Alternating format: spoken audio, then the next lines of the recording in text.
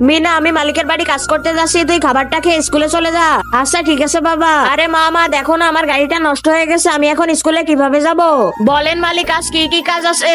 আমার ছেলের গাড়ি খারাপ হয়ে গেছে, তুমি একটু স্কুলে ছেড়ে দিয়ে আসো তো। আমি হেঁটে স্কুল যেতে পারবো না, আমাকে গাড়ি করে নিয়ে যেতে হবে, একটু গাড়ি নিয়ে যাও তো। ঠিক আছে বেটা, গাড়ি ওঠো। আম্মু ভাই, আরে এটা তো আমার মেয়ে মিনা যাচ্ছে, ও যদি আমাকে দেখে ফেলে তাহলে কি হবে?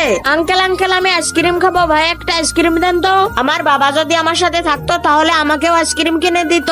এই নাও বাবু আইসক্রিম, এবার আইসক্রিমের টাকা দাও। এই নেন আঙ্কেল, টাকাটা রাখেন, যাই আমার স্কুলের দেরি।